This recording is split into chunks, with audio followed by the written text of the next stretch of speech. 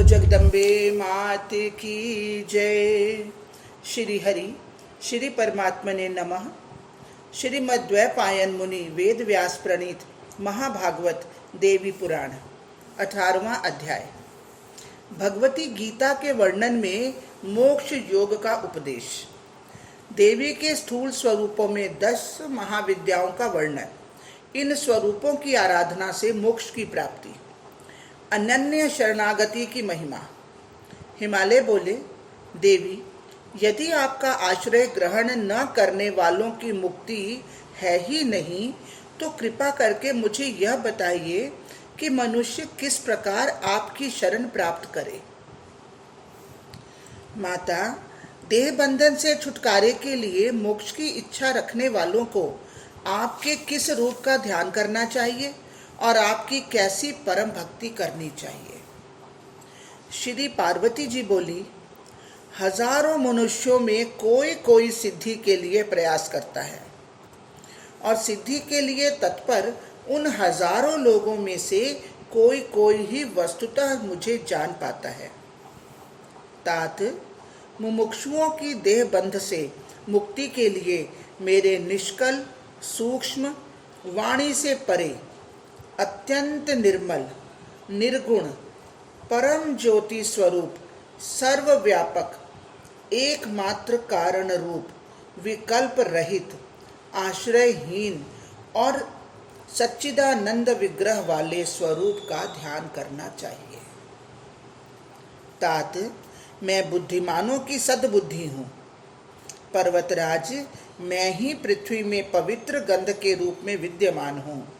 मैं ही जल में रस के रूप में व्याप्त हूँ। चंद्रमा की प्रभा मैं ही हूँ। मैं ही तपस्वियों की तपस्या हूँ। सूर्य का तेज मैं ही हूँ और बलवान प्राणियों का काम राग आदि से रहित बल भी मैं ही हूँ। राजेंद्र, मैं समस्त कर्मों में पुण्यात्मक कर्म हूँ। छंदों में गायत्री नामक छंद हूँ। बीज मंत्रों में प्रणव ओंकार हूँ और सभी प्राणियों में धर्मानुकूल काम हूँ। भूधर, इस प्रकार और भी जो सात्विक राजस और तामस भाव हैं वे मुझसे ही उत्पन्न हुए हैं, मेरे अधीन हैं और मुझ में विद्यमान हैं। पर्वत श्रेष्ठ, मैं उनके अधीन कदापि नहीं हूँ। महाराज, माया से मोहित हुए लोग मेरे इस सर्वव्यापी अद्वैत परम तथा निर्विकार रूप को नहीं जान पाते हैं,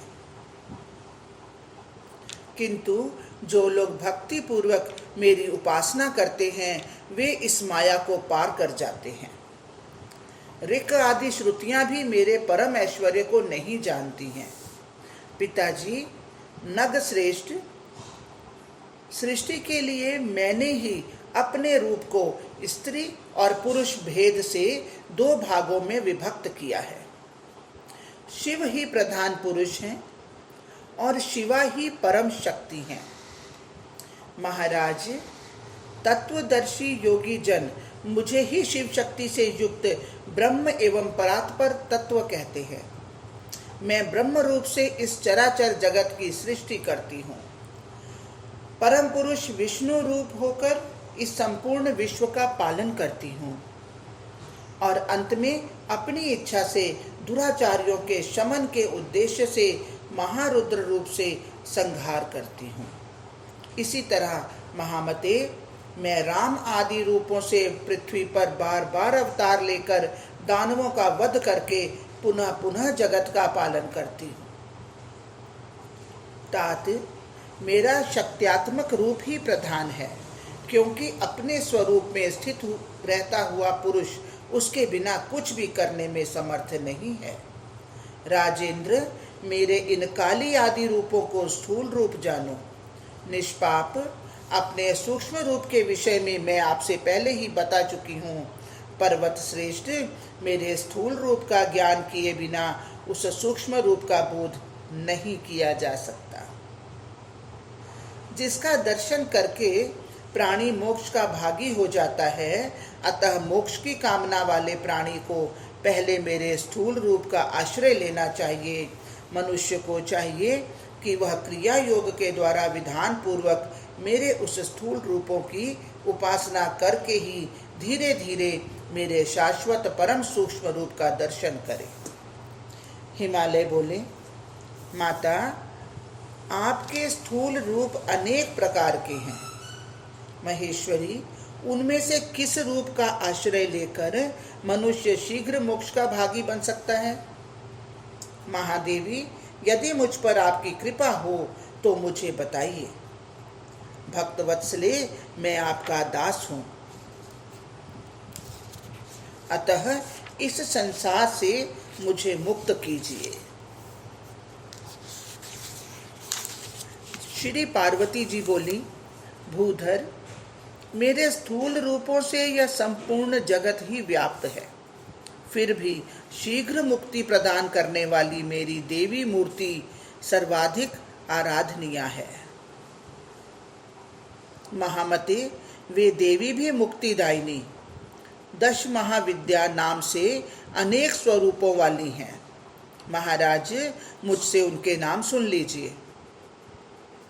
महाकाली, तारा, खोडशी, भुवनेश्वरी, भैरवी, बगलामुखी, छिन्नमस्ता, महात्रिपुर सुंदरी, धूमावती और मातंगी नामों वाली ये मनुष्यों को मोक्ष फल प्रदान करने वाली हैं। इनकी परम भक्ति करने वाला निसंदेह मोक्ष प्राप्त कर लेता है। तात, आप मन और बुद्धि से मेरे प्रति समर्पित होकर इनमें से किसी एक का क्रिया योग के द्वारा आश्रय ग्रहण कीजिए, इससे आप निश्चित रूप से मुझे प्राप्त कर लेंगे। भूधर, मुझको प्राप्त होकर महात्मा लोग अनित्य और दुख त्रय से परिपूर्ण पुनर्जन्म को कभी नहीं पाते। राजन, निरंतर एक निष्ठ चित्त वाला होकर जो नित्य मेरा स्मरण करता है, उस भक्ति परायण योगी को मैं मुक्ति प्रदान करती हूँ। भक्ति पूर्वक मेरा स्मरण करते हुए जो अंत में प्राण त्याग करता है, वह कभी भी पुनर्जन्म आदि सांसारिक दुख समूहों से पीड़ित नहीं होता। महामते, मेरे प्रति अनन्य चित्त से जो लोग भक्ति पूर्ण होकर नित्य मुझको भजते हैं, उन्हें मैं मोक्ष प्रदान करती हूँ। महाराज, मेरा वह शक्त्यात्मक रूप बिना किसी श्रम के ही मुक्ति देने वाला है, इसलिए आप उस रूप का आश्रय लीजिए। शक्त्यात्मक रूप, इससे आप अवश्य ही मोक्ष प्राप्त कर लेंगे। राजेंद्र, जो लोग श्रद्धा से युक्त होकर भक्ति पूर्वक अन्य देवताओं की भी उपासना करते हैं, वे भी प्रकारांतर से ही मेरी ही उपासना करते हैं, इसमें कोई संदेह नहीं। समस्त यज्ञों का फल प्रदान करने वाली मैं यद्यपि सर्वव्यापिनी हूँ, फिर भी जो लोग एकमात्र उन्हीं अन्य देवताओं की भक्ति में तत्पर रहते हैं, उनकी मुक्ति अत्यंत दुर्लभ है। अतः देह बंधन से मुक्ति के लिए आप अपने मन को नियंत्रित करके मेरी ही शरण में जाइए। ऐसा करने से आप मुझे प्राप्त कर लेंगे, इसमें संशय नहीं है। आप जो कुछ करते हैं, खाते हैं, हवन करते हैं और दान करते हैं, वह सब मुझे अर्पण करके आप कर्म बंधन से छूट जाएंगे। जो लोग सच्ची भक्ति से मेरी आराधना करते हैं, वे मुझ में हैं और मैं भी उनमें स्थित हूँ। महामते, मेरे लिए कोई भी प्रिय या अप्रिय नहीं है। अत्यंत दुराचारी रहा हुआ मनुष्य भी यदि अनन्य भाव से मेरी उपासना करने लगता है, तो वह भी पाप रहित होकर भव बंधन से छूट जाता है। वह शीघ्र ही धर्मात्मा हो जाता है और धीरे धीरे संसार सागर को पार भी कर जाता है। पर्वतराज, मुझ में भक्ति रखने वाले प्राणियों के लिए मुक्ति सुलभ हो जाती है। अतः महामते, आप पराभक्ति से युक्त होकर मेरी आराधना कीजिए। मैं आपको जन्म मरण रूपी समुद्र से निश्चित रूप से पार कर दूंगी। आप मुझ में अनुरक्त मन वाले होइए, मेरे उपासक बनिए, मुझे नमस्कार कीजिए और मेरे परायण होइए। ऐसा करने से आप मुझे प्राप्त होंगे और सांसारिक कष्ट आपको कभी पीड़ित नहीं कर सकेंगे। हरिओम तत्सत, हरिओम तत्सत। बोलो जगदम्बे मात की जय, बोलो शक्ति माता की जय।